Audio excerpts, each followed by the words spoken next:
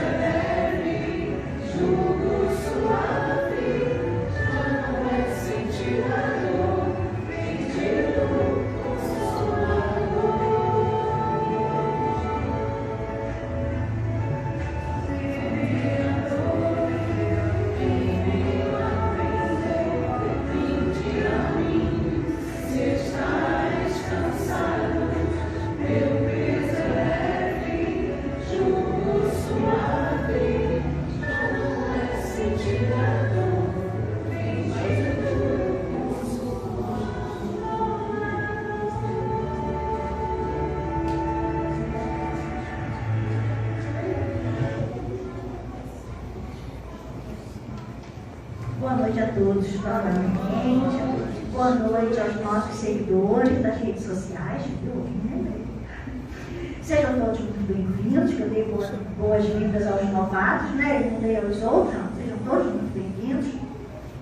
Para nós darmos continuidade aos nossos trabalhos, nós vamos convidar a nossa companheira Luciana para fazer a leitura da nossa página de abertura. Por gentileza, Luciana. Boa noite. Fraquezas alheias. Não comente as fraquezas alheias. Quem busca diminuir os outros está tentando promover-se à custa da infelicidade dos semelhantes. Observa se a crítica que fazes não se aplicará primeiro a ti. A pior imperfeição moral é aquela que prejudica o próximo. Quem apenas destaca o mal revela-se incapaz de incentivar o bem. A aparência de virtude é a mais prejudicial que mazela declarada. Os que se mostram conscientes dos seus erros já efetuaram maior progresso do que os que se julgam infalíveis. Façamos silêncio para as lutas pessoais dos que vivem à sua volta. Estendamos a eles a nossa solidariedade, sem que em nossos lábios haja censura ou em nossa presença haja descaso.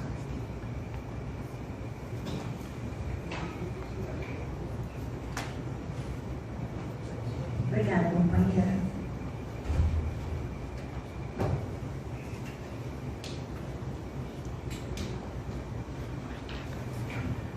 Vamos agora, neste momento, elevar os nossos pensamentos ao alto, focar na imagem do Mestre Jesus, para fazermos a nossa oração. Deus de infinita bondade e misericórdia, Mestre amado Jesus, equipe espiritual chegou aqui, bem antes de nós, preparou toda essa ambiência agradável para nos acolher. Nós lhe somos gratos por esta casa amada, pela oportunidade de estarmos aqui, ouvindo o estudo da noite, e te pedimos, Pai, que possamos ouvir, aprender, compreender e modificar as nossas ações, para que possamos aproveitar cada oportunidade da prática do bem, rumo à nossa evolução, e que possamos levar os nossos amores, os nossos companheiros, os nossos irmãos, à luz da espiritualidade, do divino amor, daqueles com os quais convivemos. Pedimos ao Pai que cada ser aqui representado em seu lar, com os seus familiares, possam receber esses efluvios de paz, esse amor, esse sentimento benéfico a todos nós, que possamos externalizar para todos eles. Pedimos a sua proteção para os nossos companheiros, Lenivaldo e Luciana, que eles possam ser intuídos, orientados, acolhidos, muito carinhosamente trouxeram o estudo da noite de hoje. Que possamos, Pai, ouvi-los e estarmos receptivos aos ensinamentos.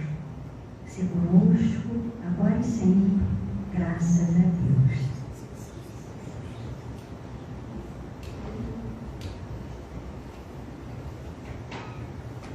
A dupla de hoje, Lenivaldo e Luciana, que vão falar para nós: não saiba a vossa mão esquerda o que dê à direita. Do Evangelho, capítulo 13, do 5 ao 10. Com vocês, Luciana.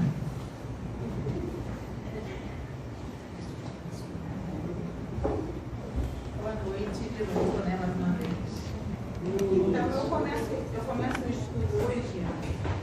A gente vai falar da caridade. Aquela frase que todo espírita gosta, né? E aprende. Fora da caridade não há salvação. Mas o que é isso, irmãos? O que é exatamente isso?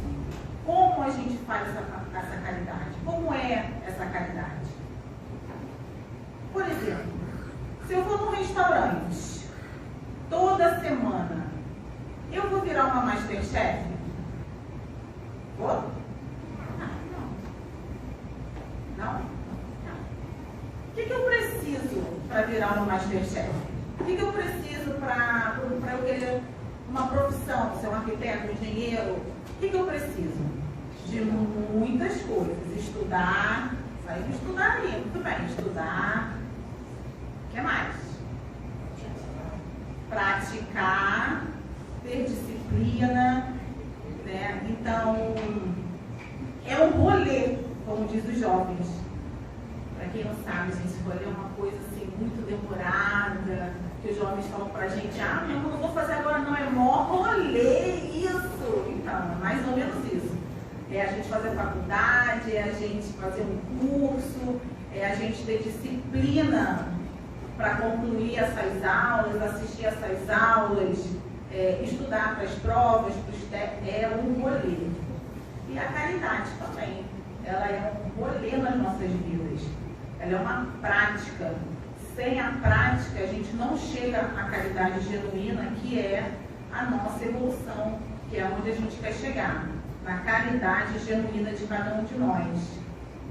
Então, a caridade, ela é prática, isso não tem jeito, amigos, não tem jeito.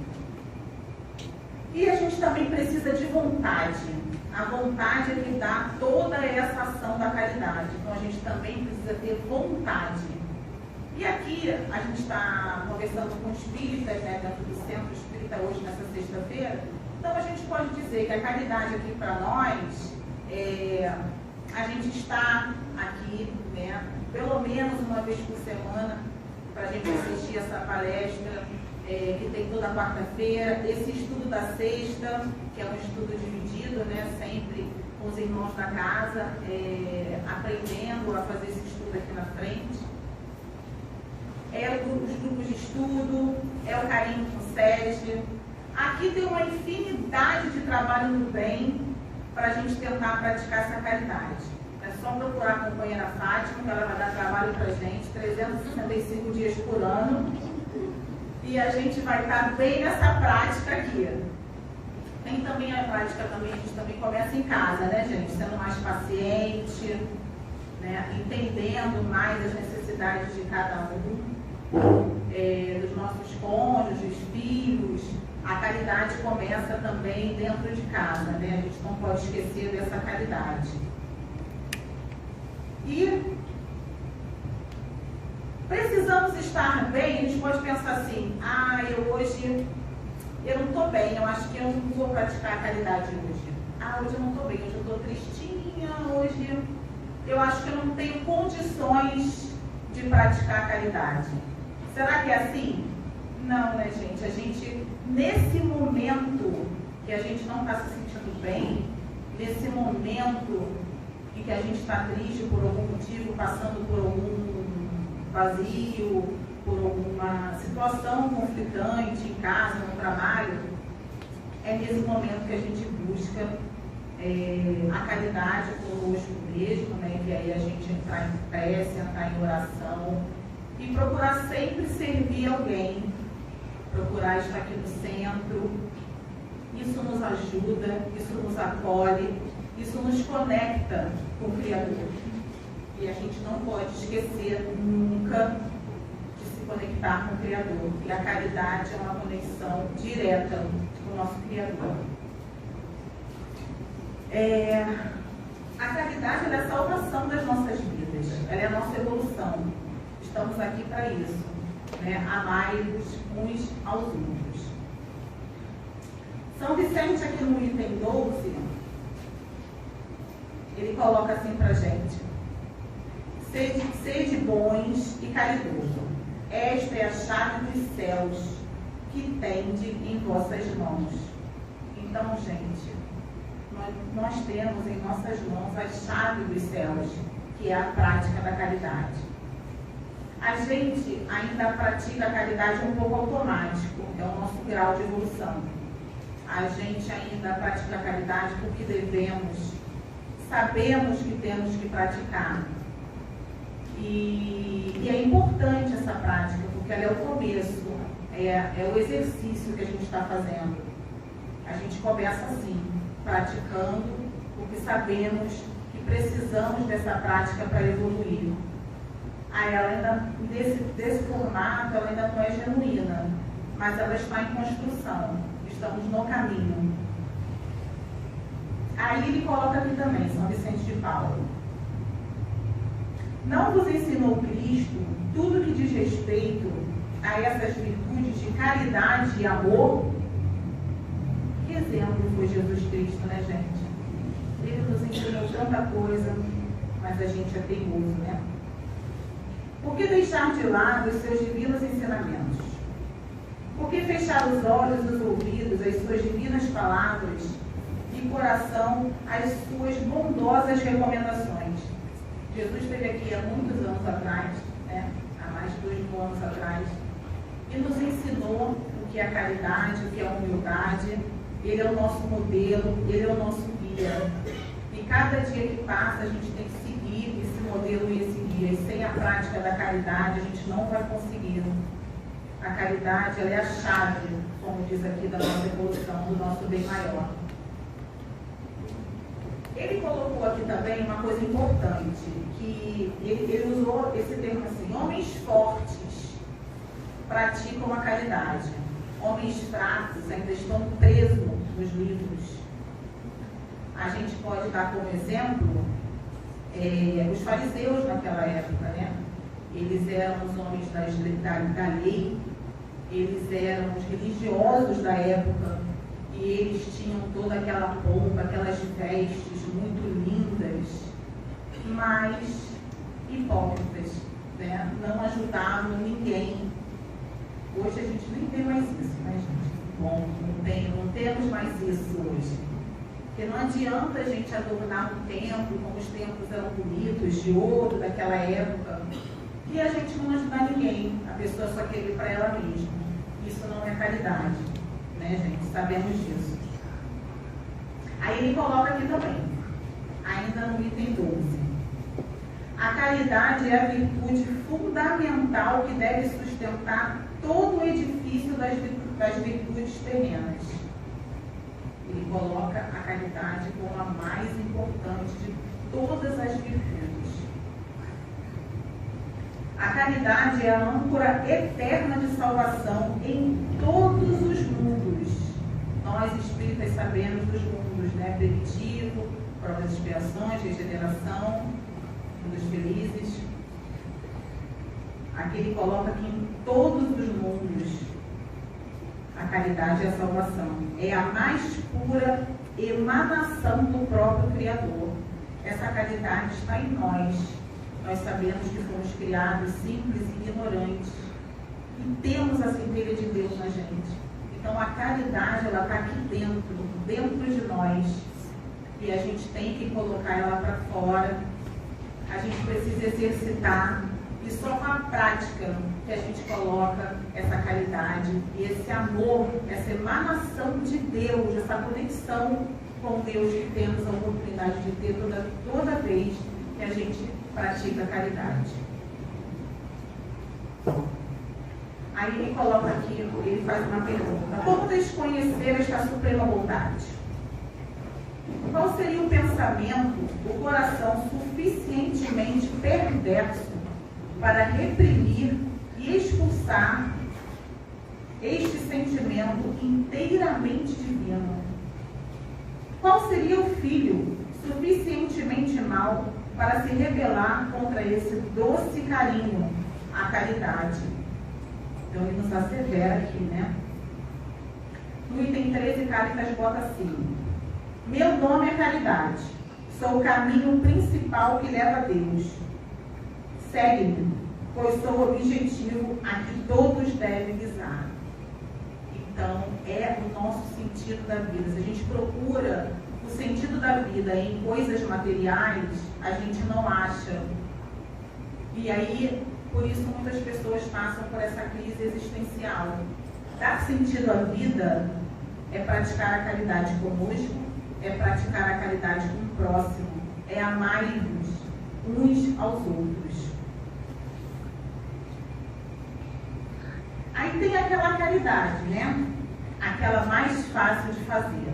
A caridade do bem material. É a mais fácil. A gente vai lá, a gente compra o item, a gente ajuda. Ela é muito importante, mas ela é a mais fácil. A gente não se envolve muito, a gente não se esforça muito. A gente compra o item, colocamos na cesta e a gente já fez o nosso trabalho. Agora, a caridade mais meritória, aquela do bônus horas caprichado, é quando a gente perdoa aquele que nos fazem mal. Quando a gente perdoa aquela pessoa que dificulta nosso caminho na vida terrestre. Aqueles que nos fazem sofrer. Essas são as caridades mais meritórias para o plano espiritual, para nós mesmos. Então nem precisa de tantos bens assim. Eu não tenho condição de fazer caridade. Temos, se a gente perdoar. Se a gente pensar bem na nossa vida, a gente tem que perdoar, né? E que difícil essa caridade, hein, gente? Mas é a mais meritória, é aquela que a gente está bem no processo mesmo. Porque eu acho que essa caridade, esse amor que temos com o próximo, a gente já consegue colocar ele em bens materiais, a gente se preocupa com o nosso irmão. A gente viu aí na pandemia, irmãos ajudando irmãos, do jeito que pode. E a gente vê na casa espírita, a gente vê na nossa família essa preocupação. Então a gente está desenvolvendo bem essa parte.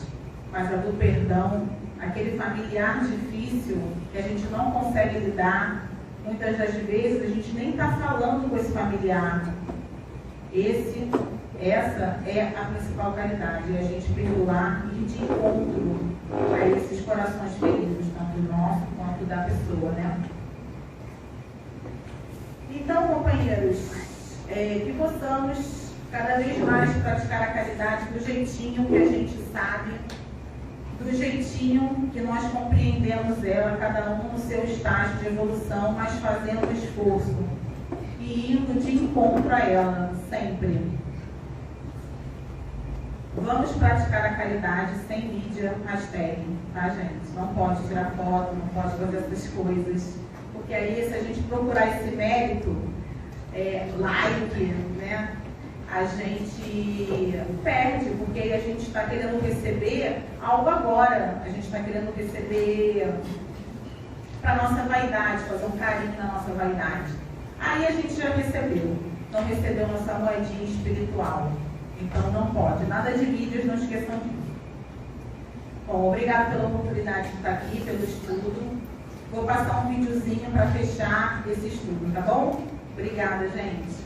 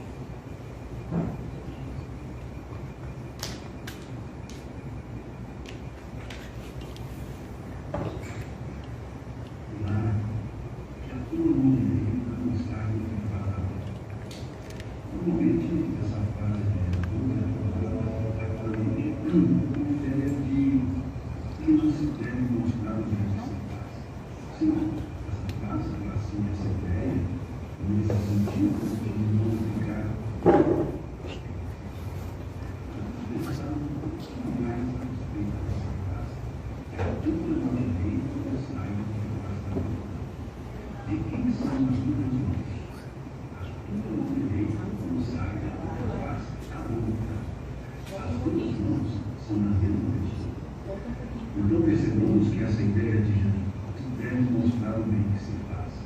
Sim, essa frase assim, essa ideia, nesse sentido de não ficar alardeando o bem que se faz.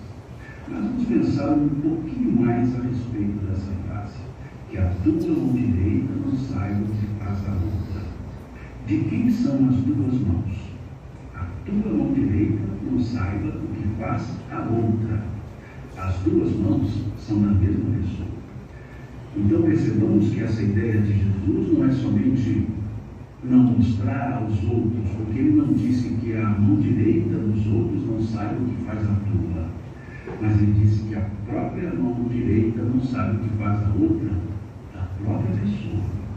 Significa que essa ideia de não mostrar o bem que se faz não é somente a outros, porque aos outros deve se mostrar o bem, não deve se mostrar o artífice. Aquele que fez não se mostra, mas o bem precisa ser visto, porque senão vamos conhecer o bem. Mas Jesus foi mais profundo. Ele disse-nos para que nem nós mesmos víssemos o bem que fazemos. Porque muitas vezes nós fazemos o bem e temos em nós aquela ideia de cumprir o meu dever. Temos em nós aquela ideia de hoje posso dormir tranquilo porque fiz o bem. Ou seja, nós estamos contando a quantidade de bens que fazemos. E o bem é algo tão natural que a pessoa mesmo, ou a pessoa mesma, não sabe que está fazendo bem, porque passa a ser da natureza da pessoa fazer o bem. Da mesma forma que nós não contamos quantas vezes respiramos, da mesma forma que nós não contamos os batimentos cardíacos, não contamos quantas vezes nós piscamos, porque isso é natural, o bem também precisa ser assim. Todas as vezes que contamos quantas ações boas nós fizemos, nós estamos deixando que a mão direita saia de casa. Então pensemos mais profundamente nessa frase do Cristo e observemos que ele está dizendo para que transformemos o fazer o bem em algo tão natural e vital como respirar, como batimento cardíaco, como piscar, como caminhar. Ninguém fica contando os passos. Então observemos isso, que a vossa mão direita não sabe o que faz a outra, significa que nós não podemos nós mesmos ficar valorizando o bem que fazemos, mesmo que não contemos as outras pessoas, mas ficamos contando para nós mesmos. Transformemos as ações benéficas, as ações boas, em algo natural e vital. Um bom dia para vocês. Me responda, por favor. E se você pudesse ter o poder de saber o que o futuro lhe reserva, como seria?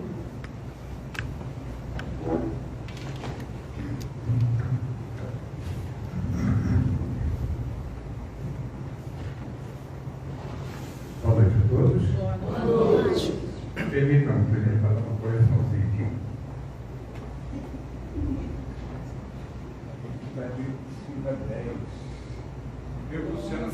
Luciano se referiu ao 12. E foi, pela verdade, de 11 ao 16.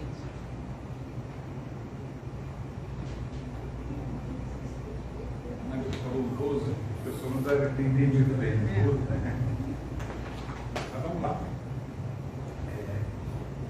Eu estava estudando esse trecho do livro, mas eu estava pensando numa coisa. E aí eu vou provocar vocês aqui um pouquinho. Há pessoas que nos influenciam, né? Quem não tende a ser influenciado? Por exemplo, marido, esposa, irmão, aquela pessoa que se acha que é mais inteligente, né? A gente não recebe influência sempre. Estou falando apenas da influência dos encarnados, ainda não estou falando da influência dos desencarnados. Pais, quando a gente é jovem, como a gente se inspira no irmão, na irmã mais velha, tudo que o irmão mais velho faz é nobre, é grandioso, é esperto, né? Os nossos pais são verdadeiros heróis, influenciam a gente passa a agir de acordo com aquela forma de ter. Hoje em dia tem uma palavra muito usada que se chama influenciador, né? Influenciador digital, isso é uma coisa recente, né? Depois das redes sociais. E como influenciam, né? Nós ouvimos falar aí de influenciadores com milhões de seguidores.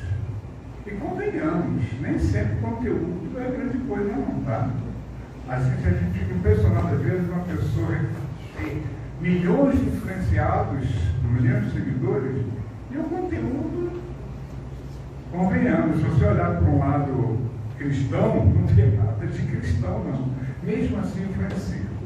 Nós vemos as pessoas falarem como influenciadores, artistas, né? Artistas de cinema, entendeu? Como influenciam as pessoas nas atitudes, políticos, como influenciam as pessoas. Ou será que eu estou viajando? Ninguém sofre influência assim. Isso acontece com vocês? Nós estamos nos referindo a um grupo de poucas pessoas. Mas a gente pode projetar isso para toda a civilização? Acho que sim, né?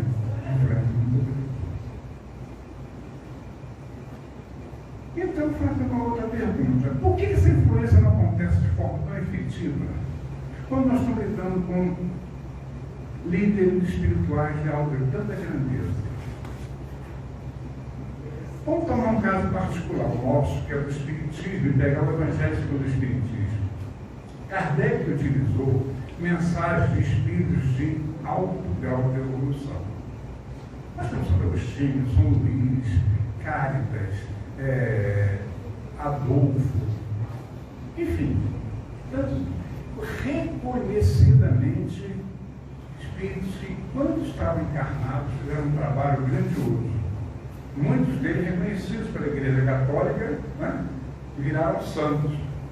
Mas mesmo nós, que já não estamos mais na Igreja Católica, continuamos até usando o nome e respeitando Santo Agostinho, São Luís, né? Porque nós reconhecidamente são espíritos que têm uma história muito bonita. E Kardec não colocou esses nomes ali por acaso, não colocou essas mensagens por acaso. Kardec, seguindo uma programação espiritual de alto nível, ele fez aquilo que a espiritualidade superior combinou com ele, né? De levar para as pessoas o que esses espíritos têm de grandioso para contar. Tem até um ditado popular, não é popular não, tem uma orientação de algumas pessoas que dizem que todos nós deveríamos ler os clássicos universais. Isso é uma forma de pensar. Eu estou citando aqui por quê? Porque essa pessoa reconhece que esses grandes nomes que escreveram clássicos universais sempre tem muita coisa para ensinar, muita coisa a ser seguida. Mas voltando aos nossos mentores que assinam mensagens no Evangelho segundo o Espiritismo, eu pergunto, por que nós não seguimos? Ou seguimos, eu estou enganado? Será que seguimos? Será que é espontâneo para a gente a caridade, como dito por Cáritas, por Santo Agostinho, por Adolfo, o Espírito de Argel, o Bispo de Argel? Será que nós seguimos realmente isso? Então, qual será o problema? Será que nós não tentamos para isso? Ou a nossa evolução ainda nos amarra muito? Talvez as duas coisas, né, juntas. É um estado, né? A nossa jornada é muito longa até alcançarmos um estágio superior moral. E convenhamos, a maioria de nós que estamos habitando o planeta Terra, a maioria está um pouco atrasada. E isso é um dificultador, convenhamos, né? Não podemos ignorar. Mas será que o empenho não deveria ser maior? Porque a gente pode não praticar a plenitude ainda, não podemos nos empenhar em muito mais, não. E aí a gente pega um texto como esse aqui do Evangelho segundo o Espiritismo, que é o capítulo 13, principalmente aqui de 11 a 16, que são já na parte, porque cada capítulo do Evangelho segundo o Espiritismo, Kardec pegou um trecho do Evangelho de Jesus, né? Os 4 evangelistas, aqueles trechos principais, de acordo com a importância das leis morais, ele faz um estudo daquele trecho do Evangelho e depois ele coloca as instruções dos Espíritos. que é a forma com que aqueles espíritos já consagrados pelo seu grau de evolução, de conhecimento, de trabalho, de prestado, como eles interpretam aquele texto do Evangelho. Ou seja, Kardec deu uma compreensão lógica para o texto do Evangelho e depois colocou a posição dos espíritos, que tem, como nós já sabemos, uma visão muito mais ampla, uma visão muito mais aperfeiçoada disso que Jesus falou para a gente. Por quê? Porque nós, a maioria, não entendemos completamente a mensagem de Jesus. Porque Jesus falou para todos os espíritos daquela época, desta época e da época futura. Então, diversos graus de entendimento. E o nosso grau não permite compreender ainda a plenitude da mensagem de Jesus. Mas quando a gente não entende muito bem, mas confia, a gente faz de forma interessada, buscando repetir pelo menos. Se eu sei que tem algo bom e eu ainda não compreendo, eu sei, como por exemplo Deus. Eu não conheço Deus, eu não compreendo Deus. Então, eu não coloco em dúvida a grandeza dele. Eu sigo a mesma forma que Jesus. Mas vamos lá. Então, nesses textos aqui nós temos a instrução dos espíritos de alguns, muitos já conhecidos nossos. Por exemplo, no capítulo 11 fala da beneficência. O Adolfo, o bispo de Argélia. Um bispo católico, né? Ele teve um trabalho importantíssimo lá na África, depois foi para a Europa, muito trabalho, serviu muitas pessoas. E ele desencarnou um pouquinho antes de Kardec trazer a doutrina de Deus. Ou seja, ele, pouco tempo desencarnado, como bispo católico, ele deu uma mensagem tão grandiosa que Kardec colocou no Evangelho segundo o Espiritismo. Ele fala lá o seguinte: o bem, que influência tem sobre nós as pessoas que amamos e confiamos? Não, desculpa, eu já falei. Então, sabemos que nós, que esses espíritos alcançaram o oposto também pela superioridade, né?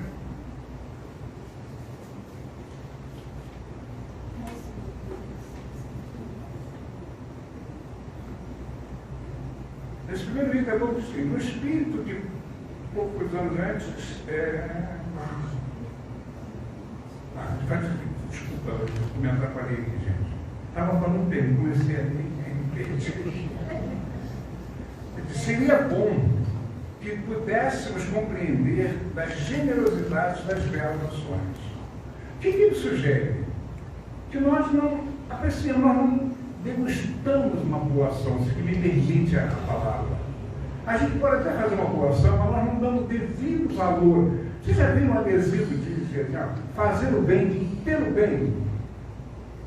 Será que nós, quando fazemos o bem, a gente tem essa compreensão do que é fazer o bem e levar o bem para alguém?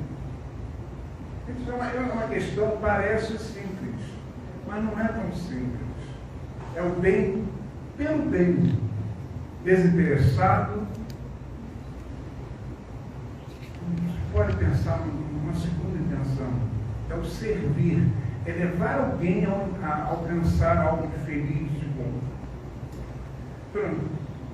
Então, quando que pudéssemos não ter mais doce ocupação do que fazer os outros felizes. Ele aqui não considera o nosso trabalho, não, né? A ocupação seria só fazer o bem aos outros. Que festas alegres que um representante da divindade pode proporcionar às famílias que não conhecem senão a vicissitude e as amarguras. Ele está colocando aqui uma principal atividade de alguém proporcionar alegria e felicidade a outros. Ou seja, como uma realização. Sentir-se realizado pela prática do bem. de famílias infelizes com suas crianças chorando, dizendo estou com fome, ou seja, matar a fome de alguém. A Luciana falou das diversas formas de caridade. Pode ser mais simples, realmente, a gente reconhece, mas algo mais importante do que matar a fome de alguém. Betinho dizia, a fome não espera. A pessoa pode ter 1000 planos na vida de ser feliz, mas se ela estiver com fome, ela sequer vai prosseguir com o plano dela. Então, matar a fome seria a caridade mais imediata que se possa fazer.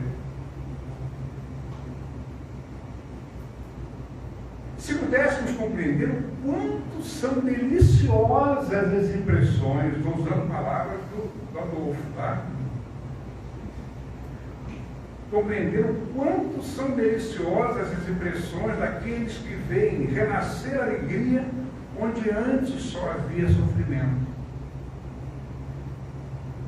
De compreender quais são as obrigações para com o próximo.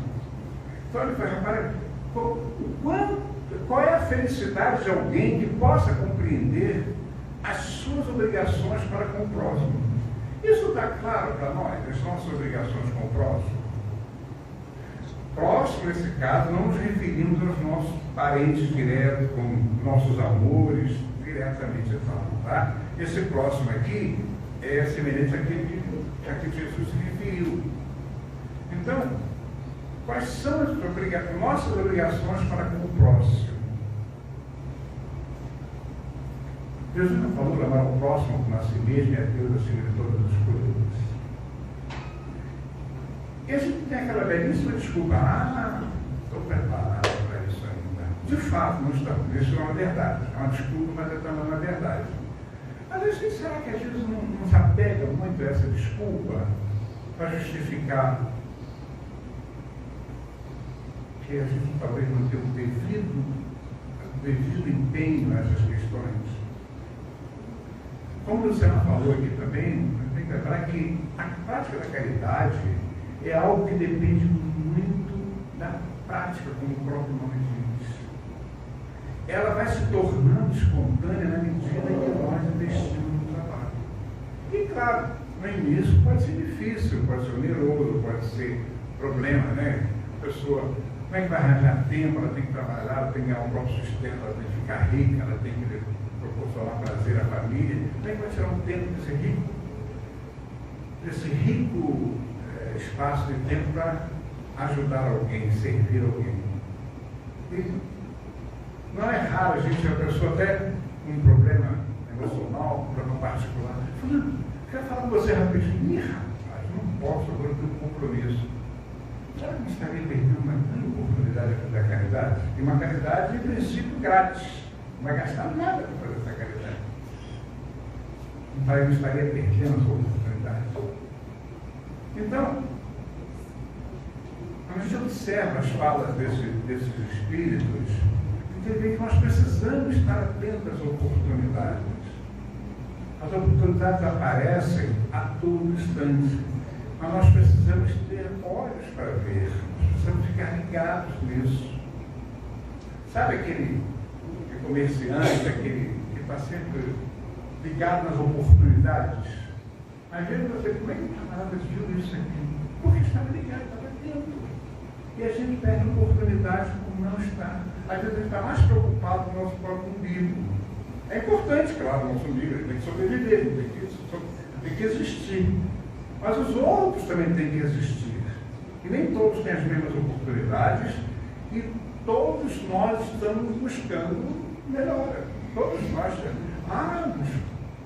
Mas fulano está passando essas coisas que deve estar merecendo, né? Está merecendo? Tá? Quem? Podemos julgar, podemos saber? Como os Espíritos dizem. Claro, a injustiça existe, mas não tem ninguém injustiçado. Todo mundo tem uma experiência a ser vivida. Resgates, reeducação, reaprendizado, tudo isso nós passamos. Mas não somos todos, nós também não temos. Ou são só os outros que têm essa oportunidade? Será que quando nós temos o revés na vida, Nós também dizemos que nós estamos merecendo aquilo. Haroldo Dutra sempre conta uma história, quase toda a palestra dele, ele fala disso, que eu acho muito legal. Ele cita muitos exemplos de Chico Xavier, né? E essa tem a propósito do nosso estudo aqui hoje. Tinha uma pessoa lá do meio, lá, que frequentava Chico Xavier, era um contador. E esse contador teve um escritório dele assaltado. Roubaram muitas coisas, destruíram. Eu sei que a maioria que já ouviu, mas não ouvi de novo. E aí no dia seguinte ele foi lá encontrar com o Chico, né? Ele estava muito abatido, tinha tido um prejuízo muito grande, né? E Chico, mesmo, achei Chico todo mundo, muito carinho, muito amor, especialmente esse que era conhecido dele, né? Chico chamou, abraçou, provavelmente já sabia do que estava acontecendo, acariciou, né? Aí o que houve, meu filho? Ele falou, Chico, estava no escritório tendo prejuízo muito grande. Aí Chico continuou abraçando, depois assim, mas é bom devolver, né, meu filho? É bom devolver, né, meu filho? Quer dizer, os nossos reveses têm tudo a ver com as nossas ações do passado. E muitas vezes precisam ser muito fortes para que a gente possa lembrar, entre aspas, daquilo que a gente fez, daquilo que a gente é devedor. Então, os outros também, se estão passando por necessidades, são devedores, sim. Mas cabe a gente ajudar para que aquela experiência não seja tão dolorosa. Jesus fez isso. Todos aqueles que Jesus curou, que Jesus aconselhou, Jesus sabia perfeitamente que eram devedores. Mas ele ajudou. Ele serviu. Ele não julgou. E quando a gente falar, por um está passando tudo que deve merecer, nós estamos cometendo um grande equívoco de julgar. E mais do que julgar, condenar. Porque se julgar já é uma atitude perigosa, condenar é ainda mais complicado, né? Então a gente fala assim, fulano está fazendo isso porque merece, deve merecer, está passando. Nós estamos condenando, naturalmente condenando. E não nos cabe fazer isso. É por isso, às vezes, que é mais fácil fazer caridade para quem a gente não conhece. Porque quando a gente conhece, você ajudar uma pessoa que sabe, a pessoa tem vários problemas, várias dificuldades. Quando você vai ajudar, meu Deus do céu. Então, é mais cômodo para a maioria de nós ajudar alguém que a gente não conhece. Para Criança Esperança, etc. E tal, porque ela ajudou, foi embora. Não vivencia a dificuldade. Então, quando a pessoa, como o caso daquele trecho do livro, daquela Kardec menciona daquela mulher de Paris, pessoa rica, né? Pessoa de muitas posses, e ela, frequentemente, ela fazia um ato de caridade ajudando as famílias pobres. Ela estava acostumada a roupas caras, roupas boas. Nesse dia, ela colocava uma roupa mais modesta para não afrontar aquelas pessoas que ela queria ajudar. Ela levava os mantimentos, roupas, para ajudar algumas famílias. E ela tinha uma grande preocupação de não humilhar as pessoas. Então, ela, dentro do possível, ela se fazia parecer com aquelas pessoas. Ela não se passava como uma rica ajudando um pobre. Porque esse tipo de caridade pode proporcionar a humilhação. Não só de quem recebe, como até mesmo da pessoa que dá. E o detalhe nessa história é que ela às vezes levava a filha dela para acompanhar. E a filha se utilizava das coisas dela para doar. E ela deixava, minha filha, isso é muito importante o que você está fazendo, mas não é você que está fazendo a caridade. Você está se valendo de alguém para fazer. A caridade precisa ser feita por você, a doação pessoal. E a gente lembrar que às vezes quando a gente faz certas doações, não estou falando de todas, estou tendo muito cuidado com o que estou falando aqui para não criar uma regra geral. Muitas vezes a gente tenta se livrar, estou doando, mas não quero nem saber quem vai receber, pelo amor de Deus, longe de mim. Existem pessoas vezes. A doação de dinheiro com algumas entidades pode estar ligada a isso. Não estou dizendo que não são válidas, porque certamente vai matar a fome de alguém, vai chegar a alguém. Alguém vai ser beneficiado. Mas talvez quem está doando não receba a compensação, porque não é a caridade como deveria ser.